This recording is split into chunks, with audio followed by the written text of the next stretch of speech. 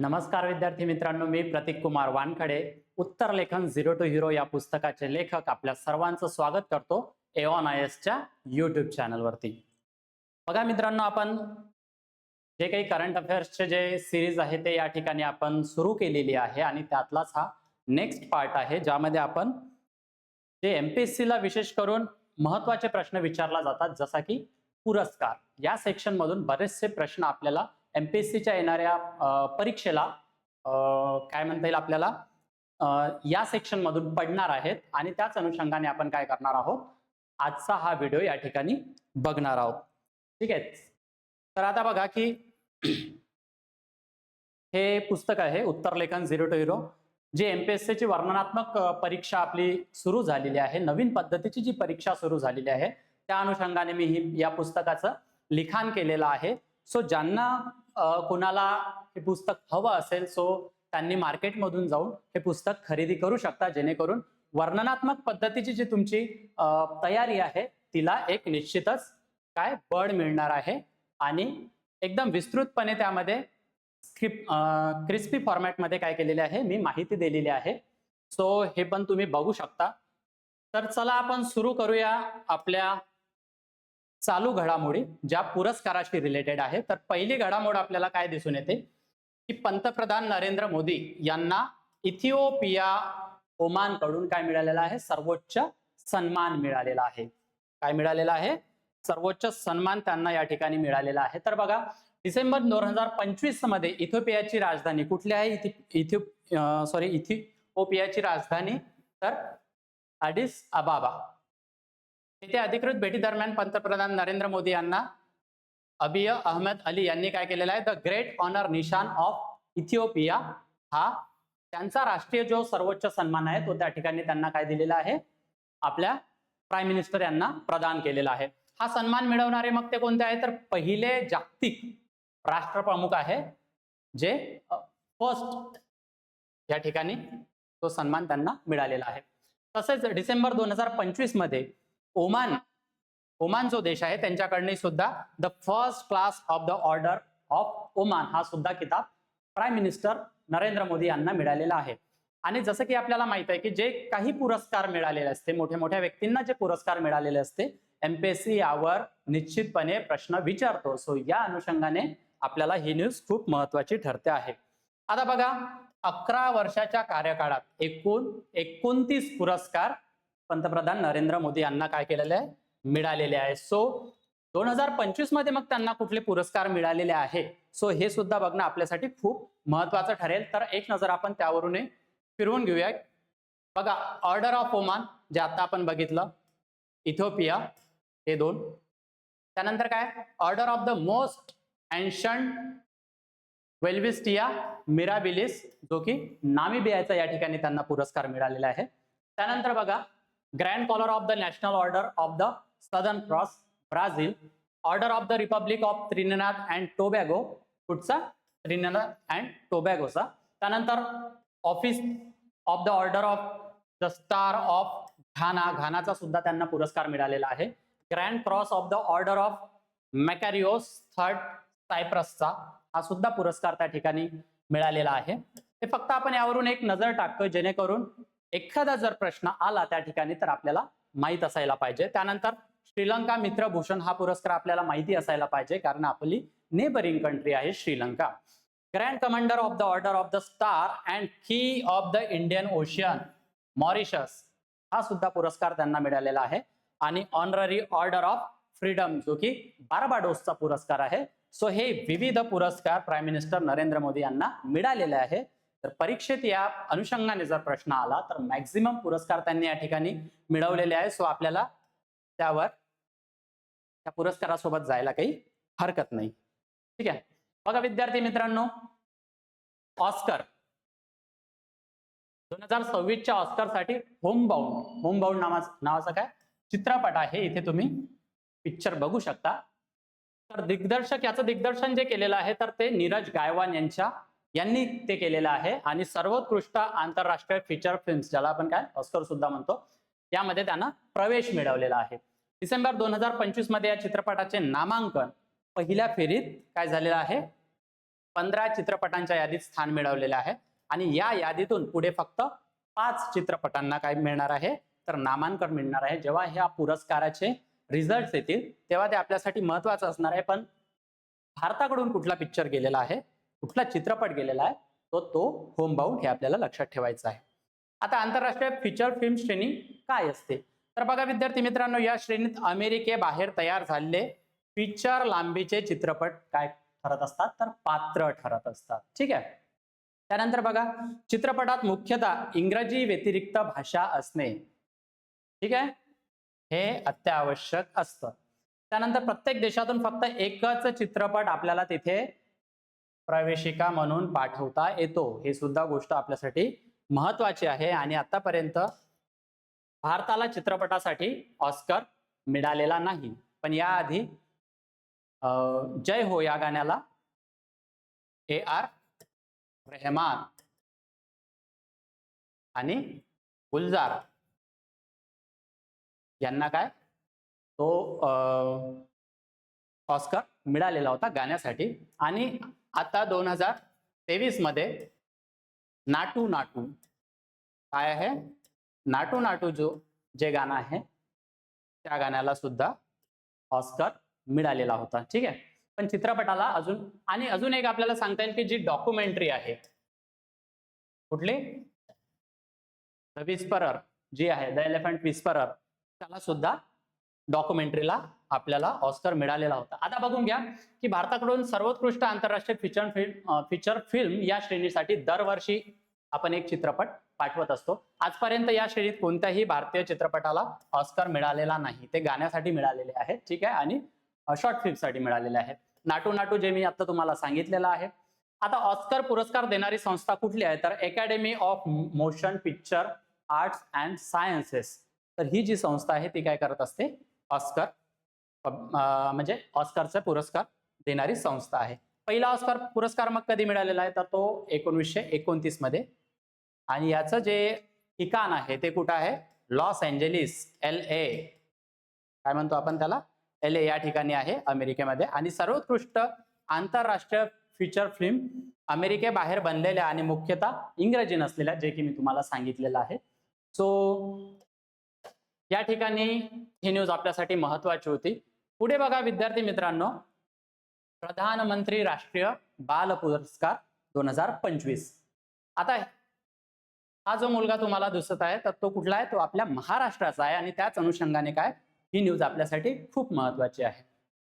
बघा, 26 डिसेंबर 2025 रोजी न्यू दिल्ली येथे आयोजित समारंभात राष्ट्रपती द्रौपदी मुर्मू यांनी हा राष्ट्रीय बाल पुरस्कार काय केलेला आहे तर प्रदान केलेला आहे. ठीक आहे. पुढे बघा, शौर्य, समाजसेवा, पर्यावरण, क्रीडा, कला व संस्कृती, विज्ञान व तंत्रज्ञान या विविध क्षेत्रात कामगिरी करणाऱ्या व्यक्तींना काय करत असतो, हा पुरस्कार देण्यात येत असतो. आणि हाच या ठिकाणी महाराष्ट्रातला विजेता ठरलेला आहे, अर्णव अनुप्रिया महर्षी. हे नाव आपल्यासाठी खूप महत्वाचं आहे. किती आहे, 17 वर्षीय दिव्यांग यांचा काय झालेला होता तर अपघात झालेला होता. सो त्यामुळे त्यांना काय दिव्यांगत्व आलेलं आहे. त्यांनी काय केलेलं आहे की हाताच्या अर्धांग वायूसाठी AI आधारित काय केलं, पुनर्वसन उपक्रम त्यांनी बनवलेला आहे. म्हणजे एक प्रकारचं त्यांनी ते गॅजेट बनवल्यासारखे आहे की एक घड्याळ जे हाताला लावायचं त्या पद्धतीचं त्यांनी बनवलेलं आहे, जेणेकरून की हाताचा जर अर्धांग वायू असला तर त्यामध्ये काय होणार आहे, त्यासाठी ते काम करणार आहे. सो त्यामुळे त्यांना हा बाल पुरस्कार मिळालेला आहे. सोबतच उल्लेखनीय विजेते म्हणून कोण आहे, वैभव सूर्यवंशी, जे क्रिकेटर आहे बिहारचे, 14 वर्षीय क्रिकेटपटू. ठीक आहे, त्यांना सुद्धा काय मिळालेलं आहे तर बाल पुरस्कार मिळालेला आहे. सोबतच इथे बघा अजून की 20 मुलांना, किती मुलांना, 20 मुलांना तो काय बाल पुरस्कार मिळालेला आहे. पण त्यातले आपण अगदी मोजके महत्वाचे बघतोय. व्योमा मित्र आणि कमलेश कुमार, तर या दोघांना काय मरणोत्तर बाल पुरस्कार मिळालेला आहे. मरणोत्तर. बघा हे कुठले आहे, तमिळनाडूचे. ही ती मुलगी आहे व्योमा प्रिया आणि तिच्या आईने तो पुरस्कार काय केलेला आहे, तिच्या घेतलेला आहे. आणि हा जर मुलगा तुम्ही बघत असेल तर हा कोण आहे, कमलेश कुमार, आणि हे त्याचे वडील. आणि यांना पुरस्कार कशासाठी मिळालेला आहे तर हे दोन मुलं नदीमध्ये बिहारची जी नदी आहे त्या नदीमध्ये दोन मुलांना वाचवण्यासाठी कमलेश रुमारचा काय झालेला आहे मृत्यू झालेला आहे आणि व्योमा प्रियाचा गार्डन मध्ये खेळताना इलेक्ट्रिक करंटमुळे एका मुलीला वाचवताना तिला मरण आलेलं आहे मृत्यू झालेला आहे. सो या दोघांना काय मिळालेलं आहे तर मरणोत्तर बाल पुरस्कार मिळालेला आहे. ही सुद्धा गोष्ट आपल्याला लक्षात ठेवायची. बघा मित्रांनो पुढे प्रधानमंत्री राष्ट्रीय बाल पुरस्कार हा भारताचा काय सर्वोच्च बाल पुरस्कार मानला जातो जे आपल्याला माहिती आहे. आणि हा पुरस्कार 5 ते 18 वर्ष वयोगटातील मुलांना काय केला जातो दिला जातो. ठीक आहे. आता हा पुरस्कार भारताच्या राष्ट्रपतीकडून प्रदान केलेला जातो आणि याचं जे आयोजन आहे तर ministry of women and child development ही सुद्धा मिनिस्ट्री आपल्याला काय लक्षात ठेवायची असते कारण एमपीएससी मिनिस्ट्रीवर सुद्धा प्रश्न वारंवार विचारत असतो. ठीक आहे. आता पुढे बघा मित्रांनो संयुक्त राष्ट्र महासचिव युनायटेड नेशन जे महासचिव तो जो पुरस्कार आहे तो कोणाला मिळालेला आहे मेजर स्वाती शांता कुमार. स्वाती शांता कुमार. आता स्वाती शांता कुमार आहेत कोण आहेत तर या लेडी बघा Indian peace keeper wins UN gender inclusive award. कुठला पुरस्कार लिंग समानता अर्थातच जेंडर इक्वॅलिटी श्रेणीमध्ये त्यांना काय हा पुरस्कार प्राप्त झालेला आहे. बघा युएनच्या पीस कीपिंग फोर्सेस हे नाव तुम्ही ऐकलेलं असेल जे काय करतं की विविध देशाचं जे सैन्य असतं एखाद्या देशात समजा सुडान हा नावाचा देश आहे साऊथ सुडानमध्ये तर इथे त्यांना काय केलेलं होतं पोस्ट केलेलं होतं आणि तिथली जी परिस्थिती आहे त्या परिस्थितीचं काय तिथे शांतता प्रस्थापित करण्यासाठी या पीस कीपिंग फोर्सेस काय करत असतात तर काम करत असतात आणि त्यासाठीच त्या तिथे होत्या. तो त्याच अनुषंगाने बघा की भारतीय लष्करातील त्या अधिकारी राहिलेले आहेत स्वाती शांता कुमार आणि यांना तो पुरस्कार मिळालेला आहे समान भागीदार चिरस्थायी शांतता या प्रकल्पासाठी मिळालेला आहे. ठीक आहे. म्हणजे त्यांनी काय केलेलं आहे की साऊथ सुडानमध्ये काम केलेलं आहे त्यांनी नेतृत्व केलेलं आहे आणि शांतता मोहिमांमध्ये महिलांचा सहभाग त्या ठिकाणी काय केलेला आहे वाढलेला आहे. सो त्या अनुषंगाने त्यांना हा इथे पुरस्कार मिळतोय. त्यामुळे प्रभावीग्रस्त समुदायांशी संपर्क आणि संघर्षग्रस्त भागात सुरक्षित प्रवेश शक्य झाला.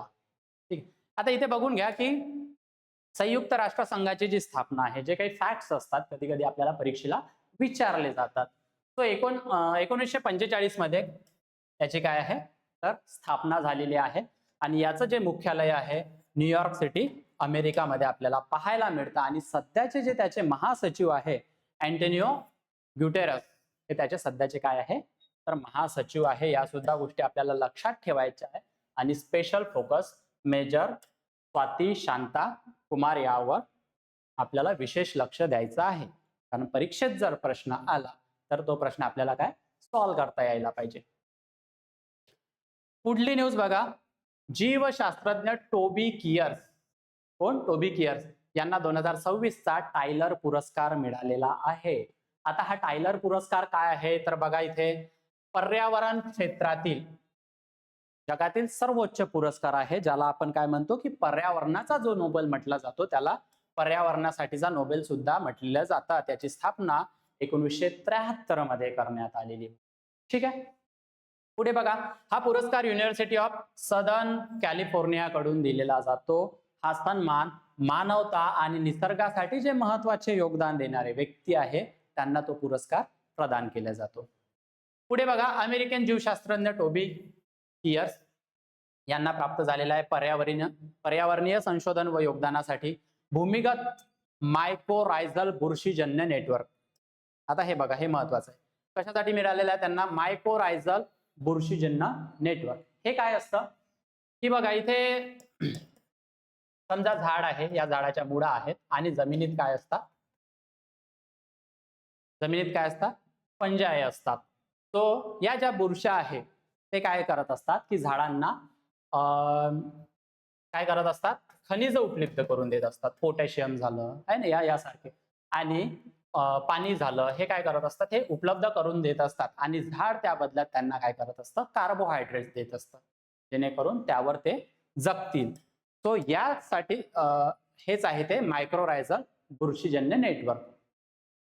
तर हवामानाचे नियमन कसे करतात आणि वनस्पतींशी पोषक तत्वांची देवाणघेवाण, जे मी सांगितलं ना तुम्हाला आता की ते त्या पद्धतीने त्यांची देवाणघेवाण चालत असते, यावरच त्यांना काय केलेलं आहे, त्याचं संशोधन त्यांनी केलेलं आहे आणि त्यांना हा सन्मान मिळालेला आहे.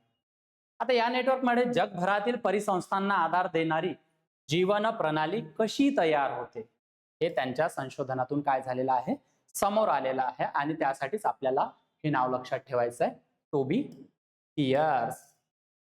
ठीक आहे. पुढे बघा विद्यार्थी मित्रांनो, एअर इंडिया 1932 एअर इंडियाची काय आहे, स्थापना आहे. आणि पहिलं जे विमान उडलेलं आहे ते कराची ते बॉम्बे त्या ठिकाणी त्यांनी भरारी घेतली होती. तर बघा त्याची स्थापना 1932 ला टाटा एअरलाइन्स म्हणून, म्हणजे आधी जे एअर इंडिया आहे त्याला काय म्हणायचं, टाटा एअरलाइन्स म्हणून संबोधलं जात होतं. आणि त्याचे जे संस्थापक आहे ते आहे JRD टाटा. त्याचं मुख्यालय न्यू दिल्लीला आहे आणि सध्याची मालकी जी आहे ती टाटा ग्रुपकडे आहे. तो बघा आता या एअर इंडियाला सर्वोत्कृष्ट देशांतर्गत विमान कंपनीचा किताब मिळालेला आहे, म्हणजे देशांतर्गत विमान. ठीक आहे. सर्वोत्तम देशांतर्गत विमान कंपनी म्हणून सन्मानित करण्यात आलेला आहे एअर इंडियाला. कुणी, travel leisure India and South Asia award असं त्याचं नाव आहे. हा सन्मान सलग दुसऱ्या वर्षी त्यांना मिळालेला आहे, सलग दुसऱ्यांदा. आणि चांगी एअरपोर्ट जे आहे, जे सिंगापूरचं आहे, त्याला आंतरराष्ट्रीय विमानतळ म्हणून त्याला काय मिळालेला आहे, पुरस्कार मिळालेला आहे. हे पुरस्कार प्रवासी आणि पर्यटकांच्या प्रत्यक्ष अनुभवांवर आधारित ग्राहक मतदानाने काय केलं, दिले जात असतात. ठीक आहे. तर आपल्याला एअर इंडिया हे एवढं आपल्याला लक्षात ठेवायचं आहे. पुढे बघा विद्यार्थी मित्रांनो, पंतप्रधान योग पुरस्कार. योग पुरस्कार, योग दिन कधी असतो, 21 जून. ठीक आहे. डिसेंबर 2025 मध्ये पंतप्रधान नरेंद्र मोदी यांनी पारंपरिक औषधांवरील दुसऱ्या जागतिक शिखर परिषदेत, कुठल्या, दुसऱ्या जागतिक शिखर परिषदेत. मग पहिली जागतिक शिखर परिषद कुठे भरली होती, तर पहिली भरली होती गांधीनगर, गुजरातला. पहिली, हे मी पहिल्याबद्दल बोलतोय. ठीक आहे. पण ही कुठली आहे, दुसरी. तर दुसरी कुठे भरलेली आहे, तर दिल्लीमध्ये. कुठे, दिल्लीमध्ये. तर दिल्लीमध्ये कुठे, भारत मंडपम, भारत मंडपम या ठिकाणी ते काय पारंपरिक औषधावरील जागतिक शिखर परिषद भरली होती आणि त्याच ठिकाणी या पुरस्काराचं काय वितरण झालेलं आहे. तर बघा हा 2021 ते 2025 या कालावधीसाठी योग क्षेत्रातील ज्यांनी योग क्षेत्रात उल्लेखनीय कामगिरी केलेली आहे त्यांना हा पुरस्काराने सन्मानित करण्यात आलेला आहे. आणि एकूण 7 देशांतील व्यक्ती व संस्थांना हा पुरस्कार काय करण्यात आलेला आहे, देण्यात आलेला आहे. आता या पुरस्काराची स्थापना कधी झाली होती, तर 2016 मध्ये झालेली होती. योगाचा प्रसार आणि विकासासाठी जे काय म्हटलेलं आहे, विशेष योगदान देणाऱ्या व्यक्ती आणि संस्थांना तो पुरस्कार दिला जातो. आणि ही पुरस्कार देणारी संस्था कुठली आहे, तर मिनिस्ट्री ऑफ आयुष, त्या मिनिस्ट्री अंतर्गत दिली जाते. तर आता यावर्षीचे पुरस्कार विजेते बघून घ्या. अमीरा अहमद फहमी इब्राहिम, जे की इजिप्तचे आहे. जिओलियन ली, दक्षिण कोरिया. योगाचार्य जंद्राको मिल्कले, क्रोएशिया. डॉक्टर कॅरेन मुस्तियान, अमेरिका. ठीक आहे. त्यानंतर हे फक्त आपण एक डोळ्या घालून घालतोय जेणेकरून आपल्याला ते माहिती असायला हवं. मार्कस व्हिनिसियस रोजो रॉड्रिग्ज, ब्राझीलचे आहे. वासुदेव क्रिया योग, ऑस्ट्रेलिया. आणि त्यानंतर the British field of yoga, जे UK. आणि आपल्याला लक्षात काय ठेवायचं आहे, तर भिक्खू संघसेना, जे की भारताचे आहे. ठीक आहे. तो बाकी नाव आपल्याला लक्षात राहील नाही राहील, पण हे नाव आपल्याला निश्चितच काय करायचं आहे, लक्षात ठेवायचं आहे. ठीक आहे. आता यांना कशासाठी दिलेलं आहे, तर महाबोधी इंटरनॅशनल, महाबोधी इंटरनॅशनल काय केलेलं आहे त्यांनी, मेडिटेशन सेंटरची त्यांनी काय केलेली आहे, स्थापना केलेली आहे मेडिटेशनसाठी. सो त्या अनुषंगाने यांना काय केलेलं आहे, इथं हा पुरस्कार देण्यात आलेला आहे. पुढे बघा विद्यार्थी मित्रांनो, राष्ट्रीय विज्ञान पुरस्कार.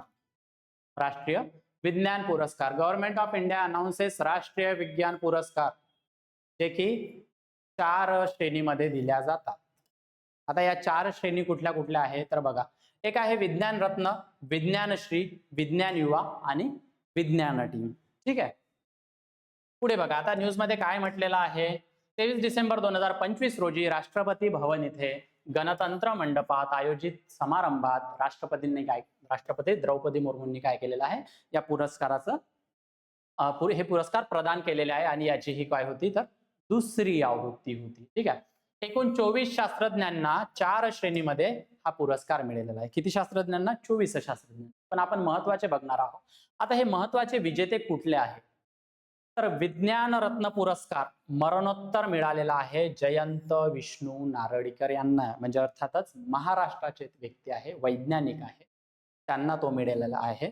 आणि टीम पुरस्कार कोणाला मिळालेला आहे तर CSIRच्या अरोमा मिशन.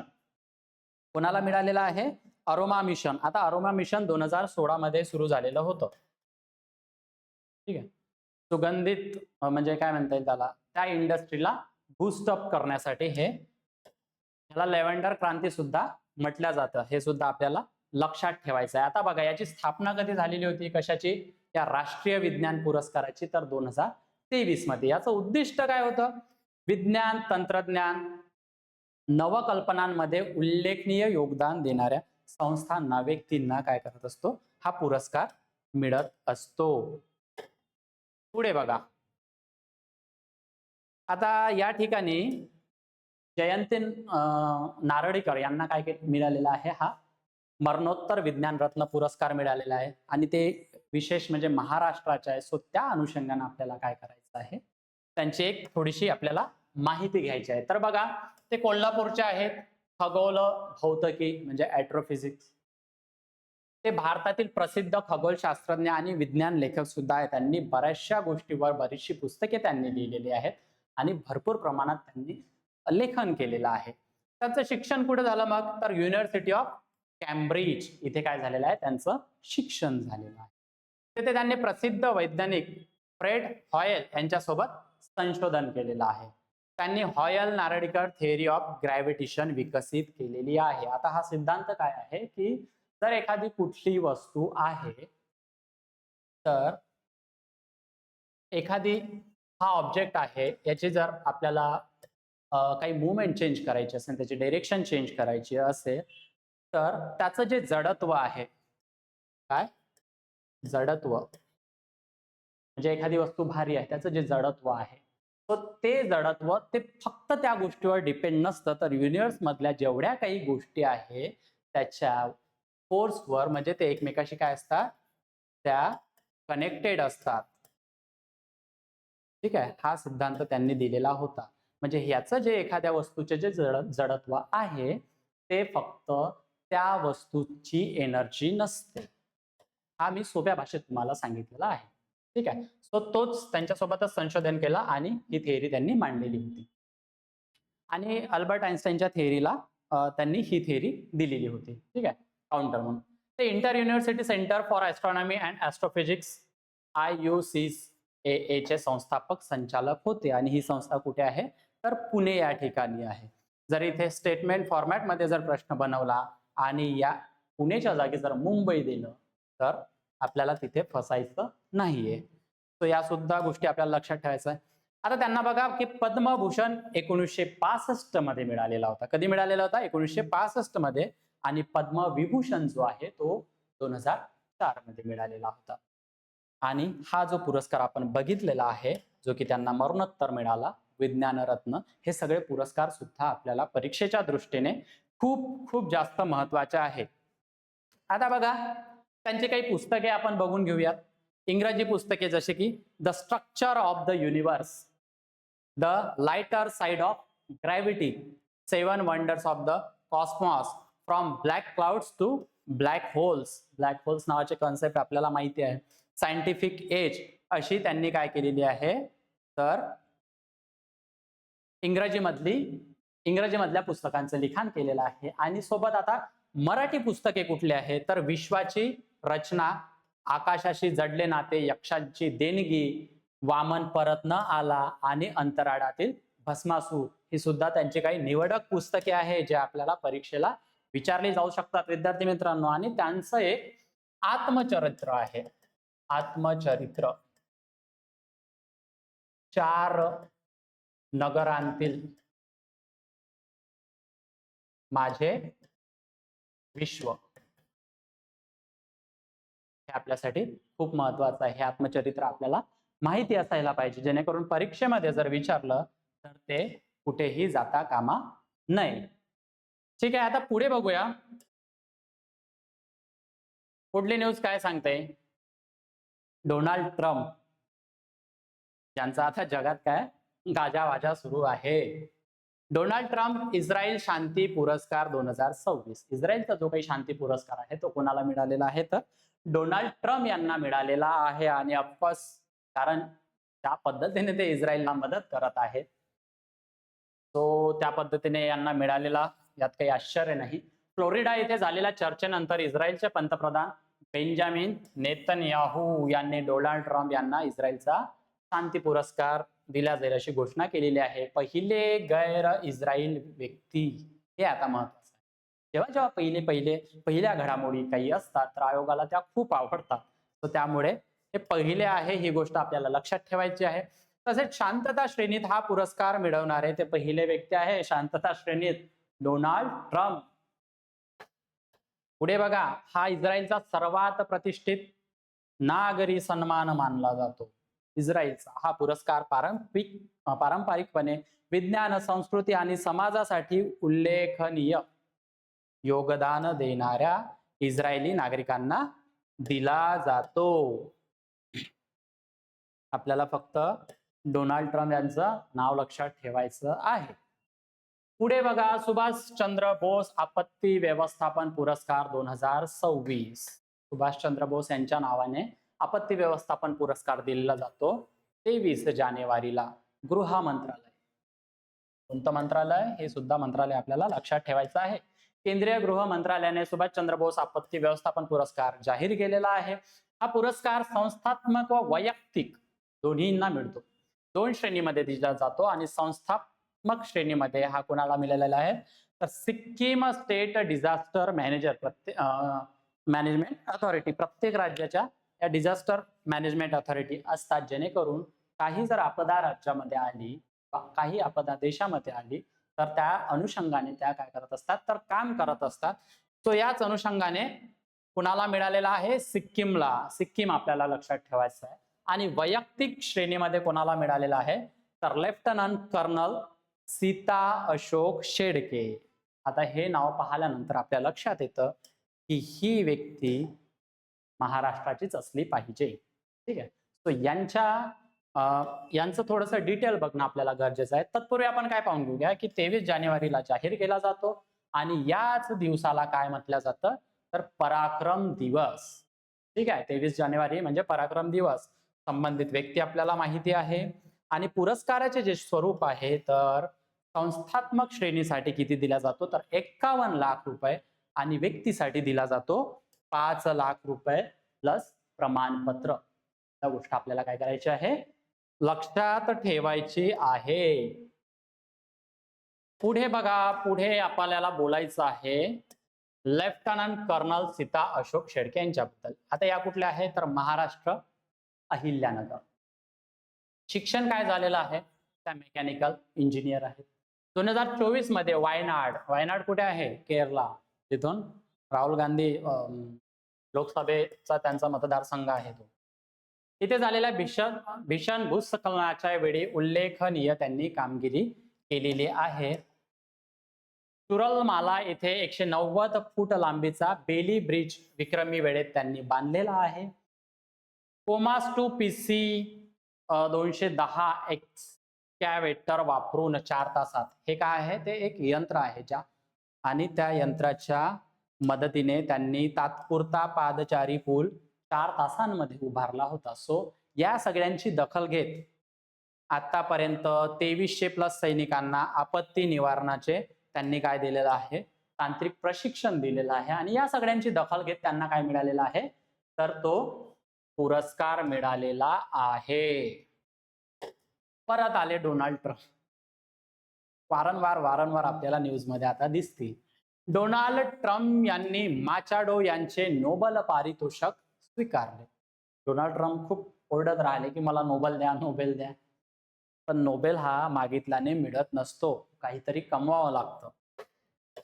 त्यानंतर त्याची जर दखल झाली तर तेव्हा तो मिळतो. असंच कुठल्याही बाबतीत ही गोष्ट आपल्याला काय होते, लागू पडते. न्यूज बघून घ्या. जानेवारी 2026 मध्ये व्हाईट हाऊस इथे झालेल्या बैठकीत व्हेनेझुएलाचा विरोधी पक्ष नेत्या, कुठल्या, व्हेनेझुएला, मारिया कॉर्निया माचाडो यांनी 2025च्या नोबेल शांतता पुरस्काराचं जे सुवर्ण पदक अमेरिकेचे अध्यक्ष डोनाल्ड ट्रम्प यांना काय केलेलं आहे, अर्पण केलेलं आहे. आता 2025चा जो नोबेल आहे तो यांनाच मिळालेला आहे शांततेमधला. का? कारण व्हेनेझुएला, कुठे, व्हेनेझुएला मध्ये त्यांनी काम केलेलं आहे आणि हुकुमशाहीकडून लोकशाहीकडे, कुठे, लोकशाहीकडे, हा यासाठी जो त्यांनी संघर्ष केलेला आहे तो त्यासाठी त्यांनी त्यांची दखल घेत त्यांना 2025चा काय मिळालेला होता, नोबेल मिळालेला होता. आणि तो त्यांनी कोणाला दिलेला, डोनाल्ड ट्रम्प यांना दिलेला आहे. लोकशाही आणि स्वातंत्र्याला पाठिंबा दिलेल्याबद्दल. कोणी पाठिंबा दिला? डोनाल्ड ट्रम्प यांनी. विशेषतः व्हेनेझुएलाचे राष्ट्रपती निकोलस माडुरो. आता हे 3 जानेवारी 2025ला काय आहे, अमेरिकेनं व्हेनेझुएलावर काय केली, कार्यवाही केली आणि तिथून यांना काय केलं, तर त्यांना अटक करून ते काय केले, घेऊन गेले आणि त्यानिमित्तानंच त्यांनी काय केलं, तो त्यांना प्रदान केला. आणि ही इतिहासातली अशा पद्धतीची काय आहे, पहिलीच घटना आहे. पहिली घटना असल्यामुळं ती गोष्ट आपल्यासाठी महत्वाची होऊन जाते. पण नोबेल समितीचं स्पष्टीकरण काय आलेलं आहे त्याच्यावर बघा. नोबेल पुरस्कार हस्तांतरित, सामायिक किंवा रद्द करता येत नाही, परंतु काय आहे की वैयक्तिक भेट म्हणून दिले जाऊ शकते. सर त्याला नोबेल पुरस्कार मिळालेला असेल तर तो वैयक्तिक भेट म्हणून तो देऊ शकतो. पण त्याने जरी दिला तर तो नोबेल पुरस्कार तो दुसऱ्या व्यक्तीचा होत नाही. विजेताचा दर्जा दुसऱ्या व्यक्तीकडे हस्तांतरित होत नाही. फक्त तुम्ही मेडल देऊ शकता, पण दर्जा जो आहे तो ज्याचा त्याच्याकडेच राहतो. त्याबद्दल बघून घेऊया. स्थापना अल्फ्रेड नोबेल यांच्या 1895च्या मृत्यूपत्रानुसार त्याची स्थापना करण्यात आली. ठीक आहे. नोबेल पुरस्काराची मूळ श्रेणी जी होती ती या 5 ह्याच्यात होती. भौतिकशास्त्र, रसायनशास्त्र, वैद्यकशास्त्र, साहित्य आणि शांतता पुरस्कार आधी दिला जायचा. पण त्यानंतर अर्थशास्त्राला सुद्धा इथे इन्क्लूड करण्यात आलं आणि 1969 पासून अर्थशास्त्रात सुद्धा नोबेल देण्यात येऊ लागला. इतर नोबेल पुरस्कार जे आहेत ते स्वीडनमध्ये दिलेले जातात आणि नोबेल शांतता पुरस्कार जो आहे तो कुठे दिलेला जातो, नॉर्वे, ऑस्लो इथे दिला जातो. हे काही फॅक्ट्स होते आणि आपण या ठिकाणी न्यूज सुद्धा कव्हर केलेली आहे आणि फॅक्ट सुद्धा कव्हर केलेले आहेत. पुढे बघा. इंदिरा गांधी शांतता, निशस्त्रीकरण आणि विकास पुरस्कार, ज्याला आपण इंदिरा गांधी पुरस्कार, शांतता पुरस्कार या नावाने ओळखला जातो, त्याची स्थापना कधी झाली होती तर 1986 मध्ये त्याची स्थापना झालेली होती. देणारी संस्था इंदिरा गांधी मेमोरियल ट्रस्ट. ही जी संस्था आहे ही संस्था ती पुरस्कार प्रदान करत असते. त्याचं स्वरूप काय आहे तर बघा, सुमारे 25 लाख आणि प्रशस्ती पत्र, उल्लेखनीय योगदान देणाऱ्या म्हणजे आंतरराष्ट्रीय शांततेमध्ये, निशस्त्रीकरणामध्ये आणि विकास आणि मानवतावादी कार्य करणाऱ्या व्यक्तींना हा पुरस्कार प्रदान केला जात असतो. न्यूज बघा. जानेवारी 2026 मध्ये यांनी हा पुरस्कार जाहीर केलेला आहे. 2025 साठीचा हा पुरस्कार आहे. हा पुरस्कार मोझाम्बिकच्या मानवाधिकार कार्यकर्ता ग्राका माशेल कोण आहे या तुम्हाला थोड्या वेळात माहिती पडणार आहे. सो त्यांना हे नाव आपल्या लक्षात असू द्या, ग्राका माशेल यांना प्रदान करण्यात आलेला आहे.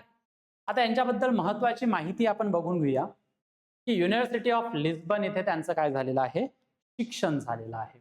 1973 मध्ये त्या मोझाम्बिक मध्ये परतल्या आणि फ्रेलिमो या ही लक्षात ठेवा, फ्रेलिमो या स्वातंत्र्य चळवळीत त्या काय झालेल्या होत्या, सहभागी झालेल्या होत्या. 1975 मध्ये मोझाम्बिकला पोर्तुगाल पासून स्वातंत्र्य मिळाल्यानंतर त्या तिथल्या काय राहिलेल्या होत्या, पहिल्या शिक्षण व संस्कृती मंत्री राहिलेल्या होत्या, पहिल्या. त्यावर जर प्रश्न आला तर हे स्टेटमेंट विचारण्याचे चान्सेस राहू शकतात. आता या कोण आहे, ग्राका माशेल या कोण आहे बघा. आंतरराष्ट्रीय त्यांचं कार्य काय राहिलेलं आहे. 1990च्या दशकात युनायटेड नेशनसाठी मुलांवर सशस्त्र संघर्षाचा प्रभाव या महत्वाच्या अहवालाचे त्यांनी काय केलेलं आहे, नेतृत्व केलेलं आहे. त्या द एल्डर्स या संस्थेच्या संस्थापक सदस्य आहेत. बालविवाह संपवण्यासाठी काम करणाऱ्या गर्ल्स नॉट ब्राईड या संस्थेच्या स्थापनेतही त्यांनी काय केलेलं आहे, मदत केलेली आहे. सध्या त्या संयुक्त राष्ट्राच्या SDG ऍडव्होकेसी ग्रुपच्या पण सदस्य आहेत. त्यांच्या इंटरनॅशनल लेवलवर त्या पद्धतीने काम करत आहे. त्यांचा सामाजिक उपक्रम काय आहे तर 2010 मध्ये त्यांनी ग्राका माशेल ट्रस्ट स्थापन केलेला होता. झिझिले इन्स्टिट्यूट फॉर चाइल्ड डेव्हलपमेंट या सुद्धा संस्था त्यांनी काय केलेल्या आहे, स्थापन केलेल्या आहे. आता बघा इथे तुम्हाला त्यांचा रेलेव्हन्स सापडून जाईल. या आहे ग्राका माशेल, ठीक आहे. बघा त्यांचे पहिले पती सामोरा माशेल जे मोझाम्बिकचे पहिले राष्ट्राध्यक्ष होते, यांच्या त्या पहिल्या त्यांचे पहिले पती ते राहिलेले आहेत. आणि दुसरे पती नेल्सन मंडेला. आता तुम्हाला त्या म्हणजे त्या कोण आहेत त्या समजायला येईल. नेल्सन मंडेलाला आपण सगळेजण ओळखतो. नेल्सन मंडेला कुठले आहेत, साऊथ आफ्रिकेमध्ये, ज्यांनी अपार्थेट साठी काय दिलेला होता, तब्बल 27 वर्ष ते जैलात राहिलेले होते आणि त्यांनी तो लढा दिलेला होता आणि तिथले मग ते राष्ट्राध्यक्ष सुद्धा बनलेले होते. आणि त्यांच्याशी या माशेलनी काय केलेला होता, विवाह केलेला होता. तर त्यामुळे काय झालं, त्यांच्यासाठी महत्वाचं बघा, दोन देशांच्या फर्स्ट लेडी राहिलेल्या त्या एकमेव व्यक्ती आहेत. एकमेव काय आहे, महिला आहे. आता फर्स्ट लेडी म्हणजे काय की दोन्ही म्हणजे ज्या देशाचे अध्यक्ष असतात त्यांच्या जर पत्नी म्हणून कोणी असेल तर त्यांना आपण काय म्हणत असतो, फर्स्ट लेडी म्हणत असतो. आणि या एकमेव अशा फर्स्ट लेडी आहे ज्या दोन देशाच्या फर्स्ट लेडी म्हणून राहिलेल्या आहेत. तर ही सुद्धा गोष्ट आपल्याला लक्षात ठेवणे खूप गरजेचे आहे. समोर बघा अशोक चक्र पुरस्कार. ही व्यक्ती कोण आहे, कॅप्टन शुभांशु शुक्ला. तुम्हाला माहित असेल असं एक स्पेस स्टेशन असतो, स्पेस स्टेशन, आणि मागच्या वर्षी ते याच स्पेस स्टेशन मध्ये जाऊन आलेले आहेत. सो तशी ही न्यूज ती खूप इम्पॉर्टंट आहे आणि त्यांना हा पुरस्कार मिळालेला आहे. सो त्यासाठी सुद्धा ही न्यूज खूप इम्पॉर्टंट आहे. 77व्या रिपब्लिक डेच्या पूर्वसंध्येला भारताच्या राष्ट्रपती द्रौपदी मुर्मू यांनी काय केलेलं आहे, त्यांना अशोक पुरस्कार, अशोक चक्र जाहीर केलेला आहे. शुभांशु शुक्ला. सशस्त्र दल व केंद्रीय सशस्त्र पोलीस दलातील एकूण 70 जणांना हे शौर्य पुरस्कार देण्यात आलेले आहे. पण आपण फक्त न्यूज शुभांशु शुक्ला यांची बघत आहे. त्यापैकी 6 पुरस्कार मरणोत्तर देण्यात आलेले आहेत. आता बघा ग्रुप कॅप्टन कोण, शुभांशु शुक्ला. हे भारतीय वायुसेनेचे ग्रुप कॅप्टन आहेत. ते भारताचे अंतराळवीर गगनयात्री.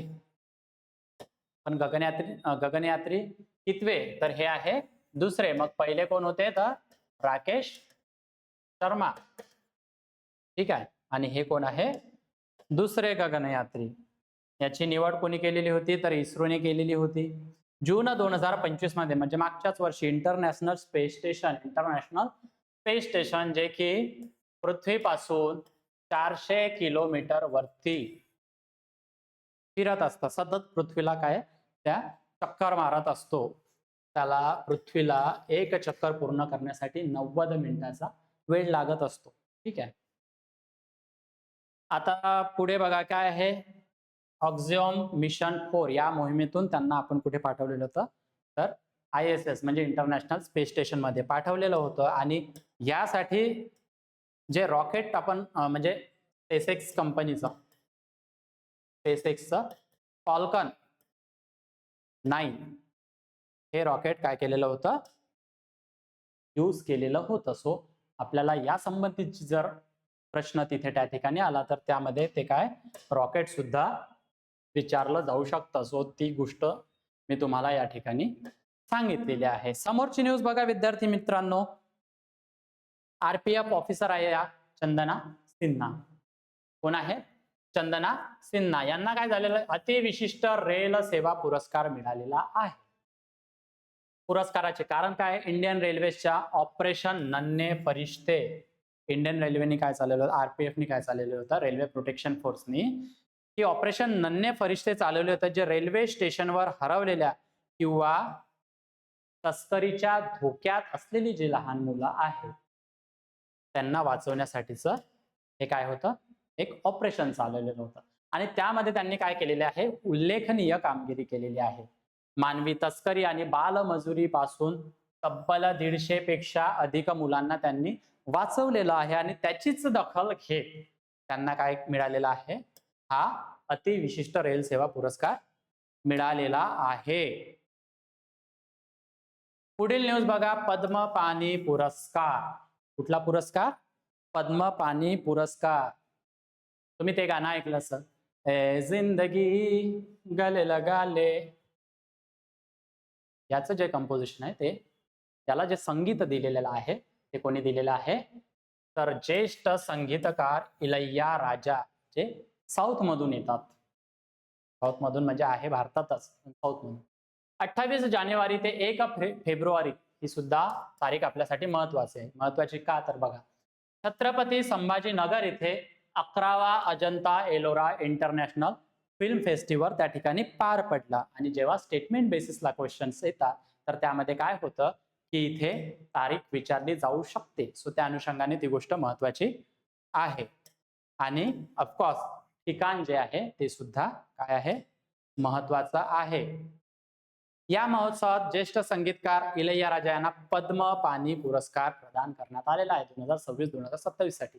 पुरस्काराचे स्वरूप काय आहे, तर प्रशस्ती पत्र, स्मृतिचिन्ह आणि 2 लाख रुपये रक्कम. ही सुद्धा गोष्ट आपल्याला लक्षात ठेवायची आहे. आणि हा पुरस्कार कोणाद्वारे दिला जातो, तर ministry of information and broadcasting आणि department of cultural affairs of Maharashtra.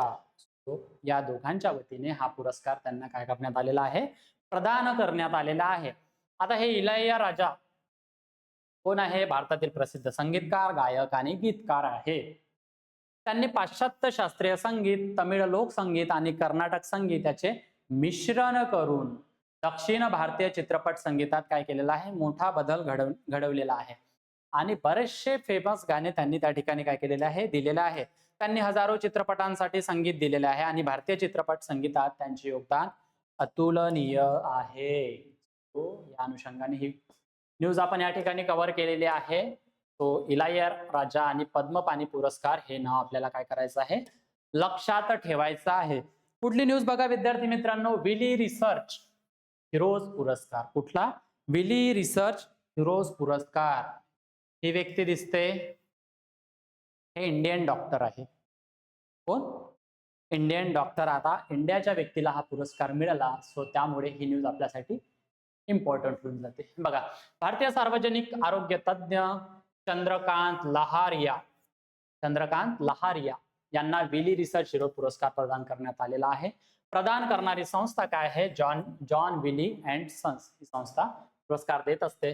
त्यांनी इम्पॅक्ट बियॉन्ड अकॅडमी या श्रेणीमध्ये काय केलेला, हा पुरस्कार जिंकलेला आहे. तर कुठल्या श्रेणीमध्ये त्यांनी पुरस्कार जिंकलेला आहे असा जर प्रश्न आला असो, त्यासाठी ही गोष्ट आपल्यासाठी काय महत्वाची आहे. हा आंतरराष्ट्रीय सन्मान मिळवणारे ते पहिले भारतीय आहे. आता ही न्यूज इथे का घेतली, कारण ते पहिले भारतीय आहे. आणि जसं की मी तुम्हाला सांगत आलो, की MPSCला पहिल्या घडामोडी ह्या खूप आवडीच्या असतात. तर त्यामुळे हे नाव आपल्याला लक्षात ठेवायचं आहे. चंद्रकांत लहारिया 2025 मध्ये जागतिक स्तरावर सन्मानित झालेल्या 5 संशोधकांमध्ये, फक्त 5 संशोधकांमध्ये त्यांचा नंबर लागलेला आहे. तो बघा, हे पहिले भारतीय आहे आणि त्याच अनुषंगाने ही न्यूज आपल्यासाठी महत्वाची आहे. आणि मग भारतीय असल्यामुळे त्यांचं थोडंसं पार्श्वभूमी पाहणं आपल्यासाठी गरजेचं आहे. व्यावसायिक पार्श्वभूमी बघा, ते आरोग्य धोरण संशोधक, वैद्यकीय व्यावसायिक आणि शिक्षण तज्ञ आहेत. त्यांनी यापूर्वी वर्ल्ड हेल्थ ऑर्गनायझेशन WHO मध्ये काम केलेलं आहे. त्यांचे संशोधन आरोग्य धोरण, काय आरोग्याशी रिलेटेड, आरोग्य धोरण आणि प्रत्यक्ष अंमलबजावणी यातील अंतर कमी करण्यावर. आपण धोरण तर बनवतो पण त्याची अंमलबजावणी विशेष पद्धतीने होत नाही, त्या योग्य पद्धतीने होत नाही. सो त्यावर त्यांचा जो टाइम ड्युरेशन आहे तो त्यांनी त्याच्यावर केंद्रित केलेला आहे, अशी त्यांची काय व्यावसायिक पार्श्वभूमी राहिलेली आहे. संशोधनातील प्रमुख क्षेत्र, कुठल्या क्षेत्रात त्यांनी संशोधन केलेलं आहे तर लसीकरण कव्हरेज सुधारणा, वॅक्सिनेशन प्रोग्राम साठी त्यांनी काय केलेलं आहे, कार्य केलेलं आहे. माता व बाल आरोग्य सेवा यामध्ये सुद्धा त्यांनी काय केलेलं आहे, काम केलेलं आहे. सशस्त्र रोग हस्तांतरण योजना, कंडिशनल कॅश ट्रान्सफर आणि प्राथमिक आरोग्य सेवा मजबूत करणे या सगळ्या गोष्टींवर त्यांचा काय विशेष भर राहिलेला आहे. जेणेकरून स्टेटमेंट फॉर्मॅटमध्ये जर एखादं स्टेटमेंट यातून कुठून आलं तर ती सुद्धा गोष्ट आपल्याला माहित असायला हवी. आता त्यांच्या त्यांनी संशोधन केलं, लसीकरण इथं आपल्याला दिसून येतं आणि त्यामुळे काय झालेलं आहे की लसीकरणाचा वापर वाढलेला आहे. तर त्यांच्या संशोधनामुळे लसीकरणाचा वापर वाढवणे, आरोग्य सेवांमधील असमानता, इनइक्वालिटी कमी करणे आणि समुदाय पातळीवर, कम्युनिटी डेव्हलपमेंट, कम्युनिटी लेवलवर आरोग्य परिणाम सुधारण्यास मदत करणे या अनुषंगाने त्यांचं काय राहिलेलं आहे, कार्य राहिलेलं आहे. तर बघा मित्रांनो, या होत्या जानेवारी आणि काही डिसेंबर मधल्या चालू घडामोडीमधले जे पुरस्कार आहेत ते पुरस्कार मी या ठिकाणी कव्हर केलेले आहे. मला माहित आहे की 2026 चे कुठले पद्म पुरस्कार या ठिकाणी कव्हर केलेले नाही. त्यावर एक व्हिडिओ आपण वेगळ्याने बनवणार आहोत, जेणेकरून तेव्हा आपण ते पद्म पुरस्कार काय करणार आहोत तर त्याबद्दलची विस्तृत माहिती आपण त्या ठिकाणी घेणार आहोत. मी तुमच्यासाठी काही सराव प्रश्न ठेवलेला आहे, याची उत्तरे तुम्हाला कमेंट सेक्शन मध्ये सोडायची. जानेवारी 2026 मध्ये अतिविशिष्ट सेवा पुरस्कार कोणाला प्रदान करण्यात आलेला आहे? ऑप्शन्स तुमच्या समोर आहे आणि हे ऑप्शन्स पाहून तुम्हाला उत्तर कमेंट सेक्शन मध्ये टाकायचं आहे. पद्मपाणी पुरस्कार 2026 कोणाला प्रदान करण्यात आलेला आहे? अगेन ऑप्शन्स तुमच्या समोर. पुढला प्रश्न आहे, विली रिसर्च हिरोज पुरस्कार 2025 मिळवणारे पहिले भारतीय कोण आहे? तर डॉक्टर रणदीप गुलेरिया, डॉक्टर चंद्रकांत लहरिया, डॉक्टर देवी शेट्टी आणि डॉक्टर सौम्या स्वामीनाथन. मला आशा आहे की तुम्हाला हा व्हिडिओ आवडला असेल आणि याची उत्तरे तुम्ही कमेंट सेक्शन मध्ये द्याल. तुम्हाला जर काही इन्क्वायरी असेल तर या नंबरवर तुम्ही कॉन्टॅक्ट करू शकता. आणि ही जर PDF तुम्हाला ऍक्सेस करायची असेल तर हे टेलिग्राम चॅनल आहे, त्या EON-IS च्या टेलिग्राम चॅनलला तुम्ही जॉईन करू शकता. सो आता आपण इथेच थांबूया आणि आमच्या अकॅडमीवर आन्सर रायटिंग रिलेटेड आणि इथिक्सचे काही जे लेक्चर सिरीज आहे ते YouTube चॅनलवर आलेले आहे. तुम्हाला जर हवी असल्यास तुम्ही त्याचा लाभ घेऊ शकता. So thank you.